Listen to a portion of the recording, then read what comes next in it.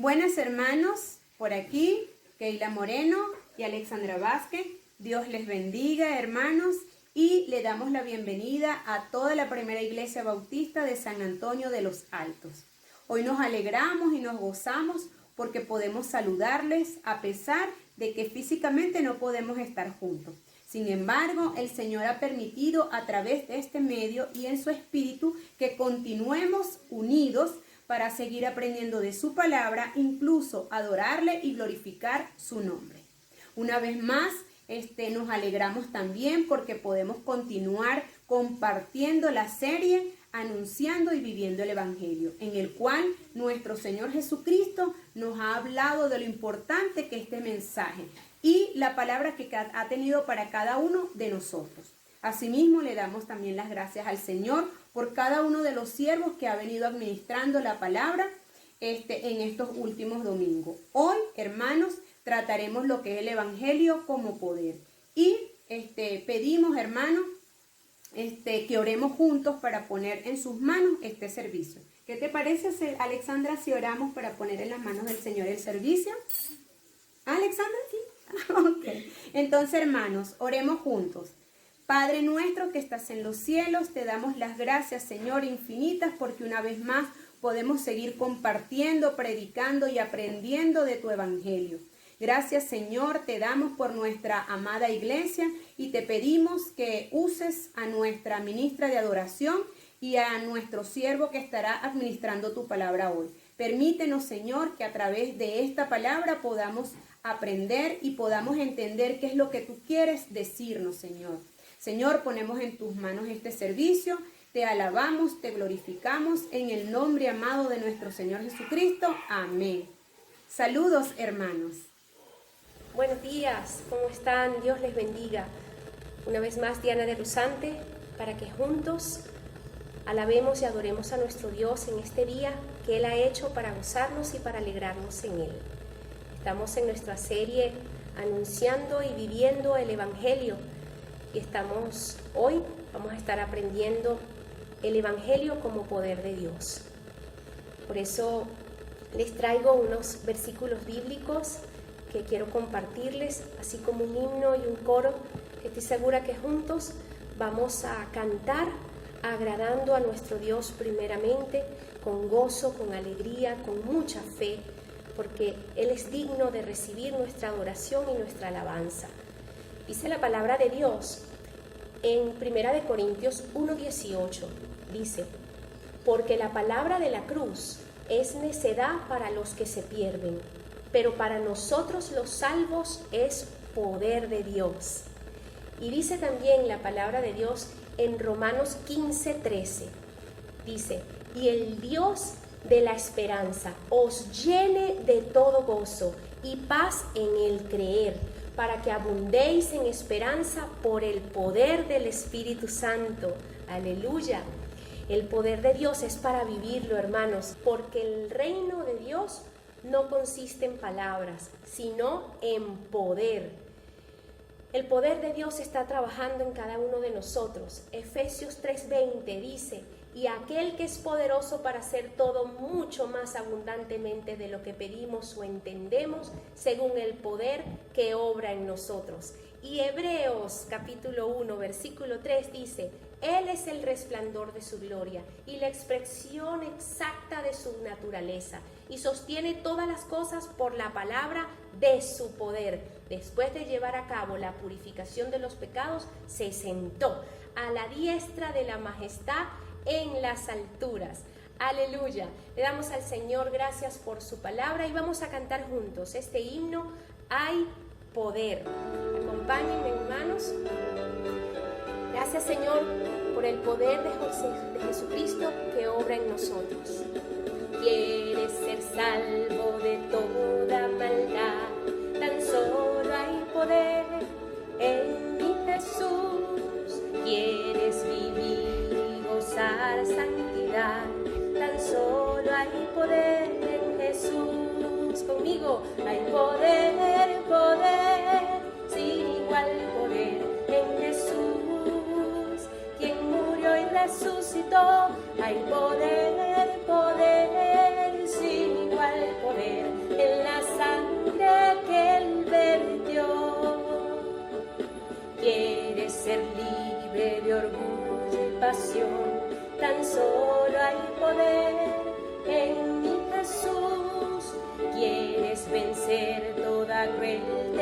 salvación. Tan solo hay poder en Jesús, sí, hay poder, poder, sin igual poder en Jesús, quien murió y resucitó. Hay poder, poder, sin igual poder en la sangre que Él vertió. ¿Quieres servir a tu Rey y Señor?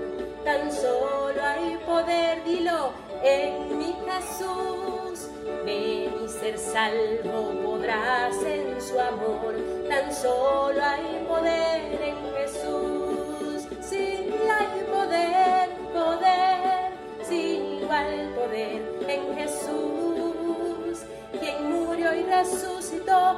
Hay poder, poder, sin igual poder en la sangre que Él vertió. Una vez más, hay poder, poder, sin igual poder en Jesús, quien murió y resucitó. Hay poder, poder, sin igual poder en la sangre que Él vertió. Aleluya. Bendito sea el Señor y su palabra, bendito el poder de nuestro Dios que obra en todos nosotros. Aleluya. Y vamos a cantar también este coro que se llama El Dios que adoramos.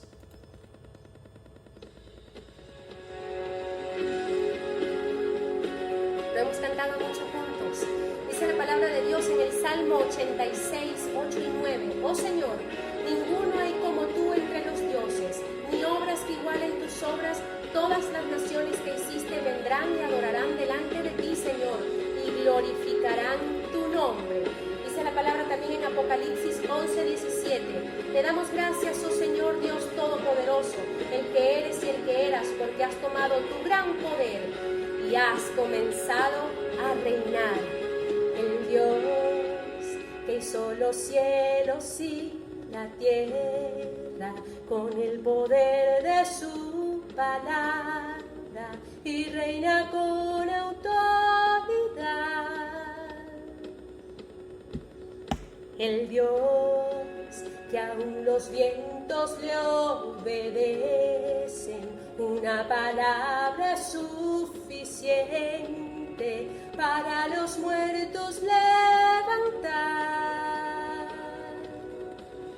Nadie es como Él, oh gran yo soy. Tú eres el Dios que adoramos, el Todopoderoso y soberano, grande en misericordia y poder para salvar.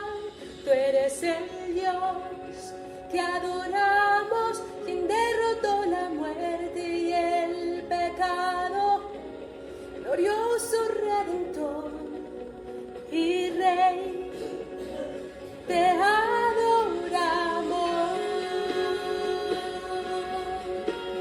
adoramos, Señor, te adoramos.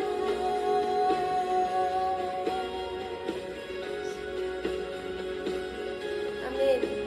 El Dios que descendió desde su trono para llevar sobre sus hombros nuestra culpa y transgresión. Gracias, Dios. Jesús, exaltado sobre todo nombre, todo sobre todo nombre, solo en Él hay salvación. Nadie es como Él, oh gran yo soy. Tú eres el Dios que adoramos, el Todopoderoso y soberano, grande en misericordia y poder para salvar. Tú eres el Dios que adoramos, quien derrotó la muerte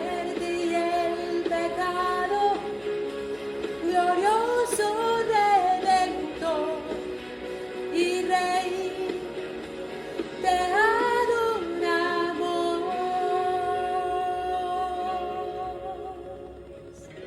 Te adoramos, Señor. Te damos toda la gloria y toda la honra, Señor. Bendito Dios, Jesús, bendito seas, Padre. A ti sea toda la gloria. A Él sea la gloria y el poder. Todo es de Él y para Él. A Él sea la gloria y el poder. Todo es de Él y para Él. Tú eres el Dios que adoramos, el Todopoderoso y soberano, grande en misericordia y poder para salvar. Tú eres el Dios que adoramos, quien derrotó la muerte y el pecado, glorioso Redentor y Rey, te adoramos.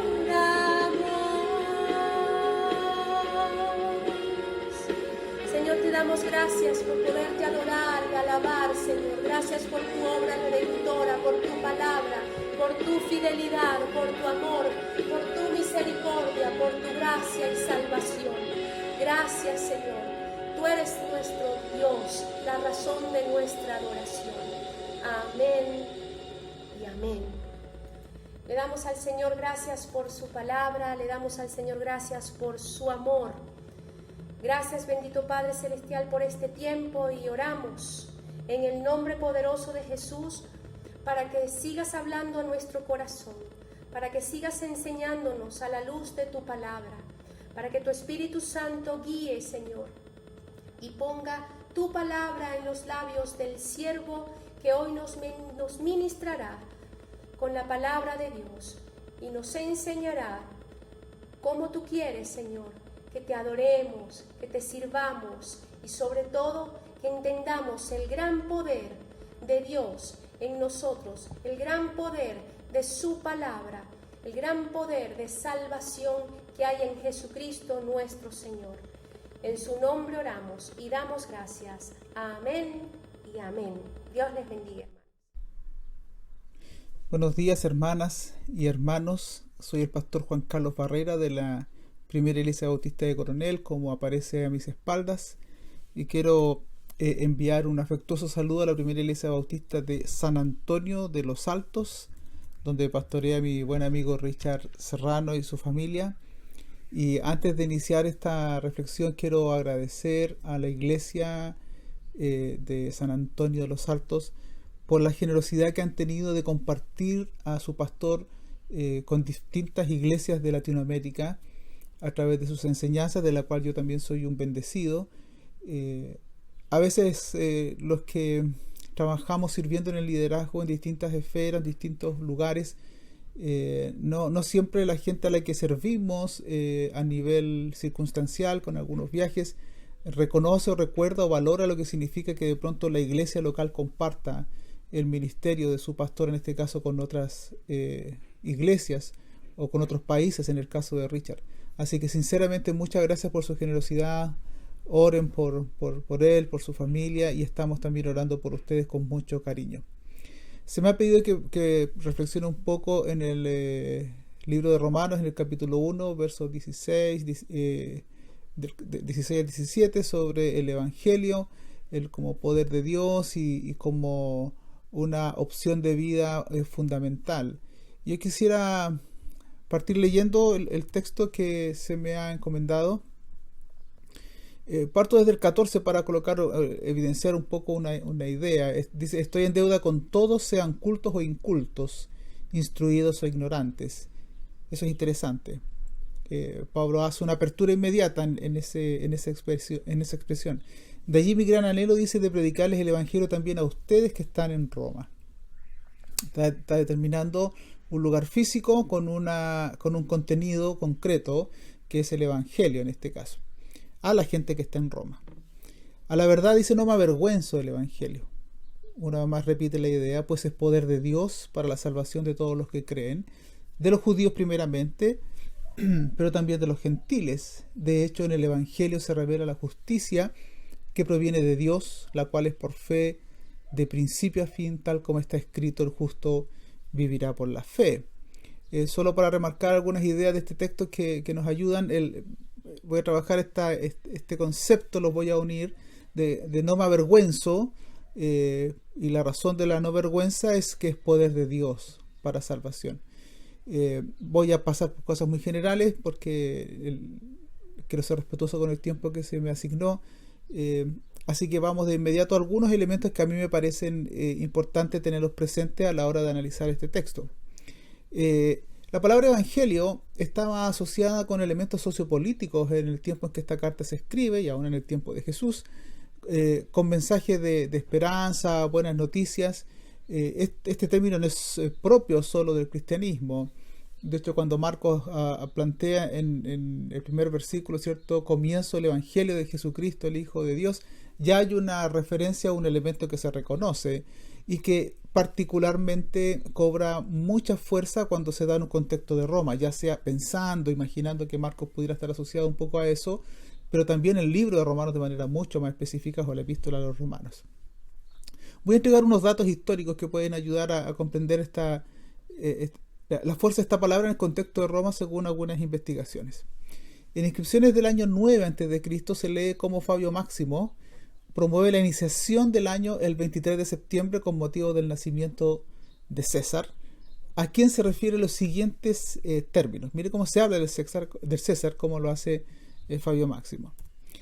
Puesto que la providencia que ordena divinamente nuestra existencia, los subrayados son intencionales, ha aplicado su energía y celo en traer a la vida el más perfecto bien, el augusto, al cual llenó de virtudes para beneficio de la humanidad, otorgándonoslo a nosotros y a nuestros descendientes como Salvador. El más perfecto bien como Salvador. El que puso fin a la guerra y ordenará la paz. César, quien por su aparición excedió las esperanzas de los que profetizaron, evangelio, buenas nuevas.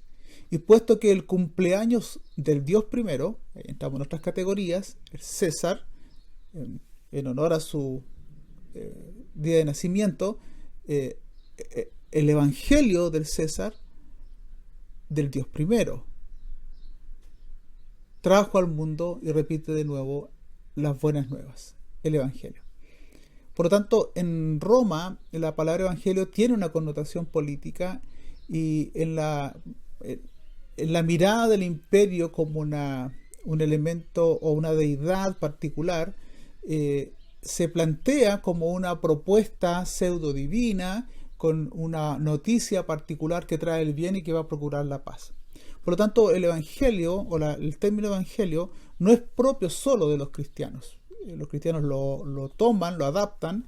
Incluso algunos dicen que casi en términos de rebeldía, las primeras comunidades cristianas asumieron un compromiso tan radical con el evangelio que le negaron al César atributos divinos y de salvación y se lo asignaron a Jesús, a quien llamaron y llamamos también Kyrios, Señor. Eso es bien importante porque en esta negarle al César estos atributos y otorgárselos a Jesús hay una propuesta muy diferente, cómo otorgarle el título de Kyrios, de Señor, a un campesino de Galilea, de Nazaret, que muere crucificado bajo el poder de Roma. Qué buena noticia puede ser esa. Por lo tanto, ya hay una noticia que está, cuyo envoltorio, pero cuyo contenido también es diferente a lo que ellos entienden por evangelio desde el punto de vista de la imposición del poder y la fuerza. Entonces, algunas preguntas que uno se hace frente a eso es que si nosotros como comunidad de fe y seguidora de Jesús buscaremos la transformación y el bien común por medio de las armas y la conquista, como era el caso de Roma, No hay que olvidar la advertencia juanina, ¿cierto? Mi paz os dejo, mi paz os doy, no como el mundo, no como Roma la da, no como el ejército o el poder imperial impone la paz, entre comillas, para toda la sociedad o todas las comunidades.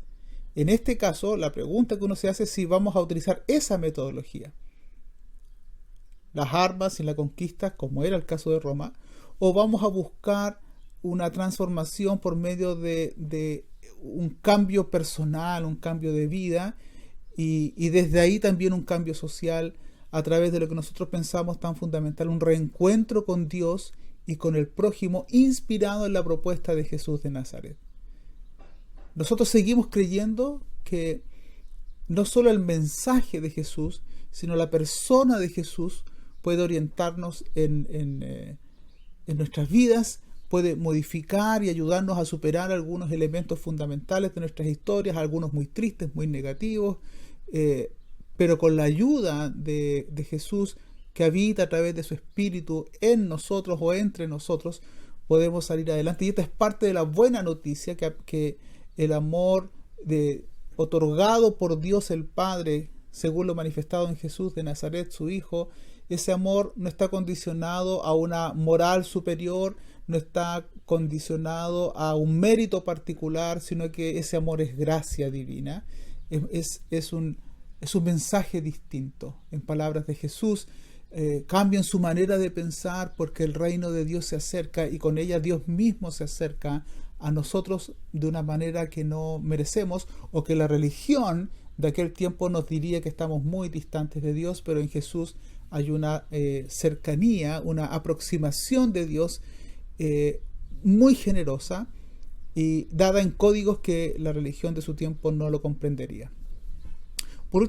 Sobre lo mismo me permito hacer dos observaciones, entendiendo la tensión que significa vivir el Evangelio en un contexto también que está altamente politizado en distintos lugares, en Chile, también en Venezuela, en el caso de ustedes también. Entonces, me permito hacer dos observaciones nomás sobre Evangelio y transformación. Una es que un Evangelio que solo busca la transformación social por cualquier medio, incluida la violencia, no es el Evangelio de Jesús.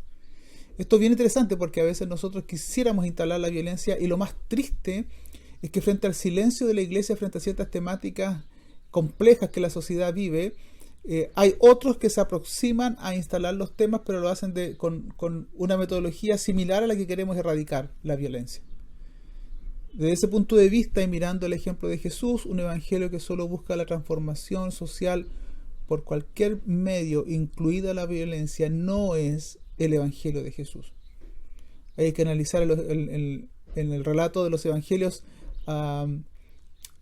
la convicción de Jesús de entregarse, de dejarse tomar por los demás, de abandono total y de renuncia a tomar los mismos medios de violencia que otros están tomando. Por otro lado, un evangelio que solo busca la liberación personal de la culpa, pero no se involucra en la superación de los males sociales, es una tergiversación egoísta del evangelio de Jesús.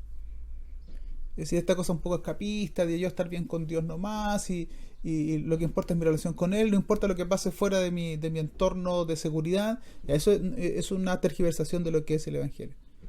El evangelio el evangelio es integral en cuanto a su propuesta y su posibilidad de construir un mundo distinto. Y por último, también quiero decir sobre eso, que pretender cambiar el mundo sin reconciliar al ser humano con su creador y con su prójimo es una falacia. Igualmente, querer cambiar el mundo sin un cambio en nosotros es una inconsecuencia. A mí me parece muy importante esto, porque nosotros pudiéramos haber desarrollado una habilidad muy crítica, pero poco autocrítica. Es decir, la crítica va desde nuestros márgenes hacia afuera, pero nunca hacia adentro. Y yo creo que hay un error importante, incluso en cómo la fe cristiana ha mirado esto y ha desarrollado su ministerio y se ha acomodado con ciertas cúpulas de poder, renunciando a una transformación con una mirada diferente del ser humano. Por lo mismo, en ese contexto, tendiendo un poco una realidad más, una comprensión político-teológica del concepto de evangelio en una ciudad como Roma, a la que Pablo les escribe a las comunidades de fe. Lo que él vaya a decir al respecto en toda la carta, pero particularmente en el texto que me estoy refiriendo, es toda una voz profética, una voz que tal vez puede ser contestataria, pero es una declaración muy radical. En medio de toda esta propuesta imperial, yo sigo creyendo en el Evangelio. Teniendo en mente la transformación integral en el ser humano, desde el ser humano con sus relaciones, estableciendo criterios de solidaridad, de acogida. Bueno, ahí tendríamos que entrar en una linda reflexión de todos los elementos del Evangelio que están plasmados en la persona de Jesús de Nazaret. Persona fundamental para comprender el Evangelio. No solo comprender el Evangelio desde una mirada teológico-doctrinal, sino desde una persona y en las acciones que esta persona realizaba. Allí estaba el Evangelio, allí estaba la buena noticia de Dios, allí estaba la buena noticia de Dios para el leproso discriminado, para la mujer discriminada que estaba enferma, olvidada, invisibilizada. Ahí está la buena noticia. Esa es una tarea hermosísima. Bueno, de este Evangelio, y esa es la idea que quiero dejarles hoy día, de este Evangelio del Mesías Jesús, o del Jesús Cristo, yo no me avergüenzo. Y yo quiero animarles en este sentido, especialmente en este tiempo de tanta tensión y entendiendo que muchos de ustedes también han vivido momentos muy difíciles, y no voy a cometer la imprudencia de interpretar desde afuera una realidad nacional, pero con todo lo difícil que ha sido para ustedes, las distintas tensiones sociales que han vivido, uno diría y se preguntaría, ¿valdrá la pena creer o incluso valdrá la pena seguir creyendo en un mundo distinto, inspirado en la persona, ministerio y mensaje de Jesús de Nazaret? ¿Valdrá la pena? Y yo quiero dejar esta idea de no avergonzarnos. Y una forma distinta de decirlo es: me siento orgulloso, honrado de creer en este Evangelio. De este Evangelio no me avergüenzo. Lo dice Pablo. Algunos datos. Pablo, a pesar de la cárcel de Filipos, en la huida en Tesalónica para salvar su vida, o cuando estuvo escondido por ahí en Berea, a pesar de las burlas en Atenas de la gente un poco más docta, y que en Corinto su mensaje les había parecido una verdadera estupidez a los griegos, locura, ¿cierto?, en algún sentido, y un escándalo a los judíos. A pesar de esa discriminación cuando le oyeron hablar en Corinto, una estupidez a los griegos, un escándalo a los judíos, dos grupos que van a ser mencionados como objetos de salvación en Romanos. A pesar de todo eso, Pablo dice: no me avergüenzo del Evangelio. No me avergüenzo con toda la tensión teológica y política que este Evangelio genera. Pablo está diciendo que hay otro Evangelio distinto al del César, que hay una propuesta diferente.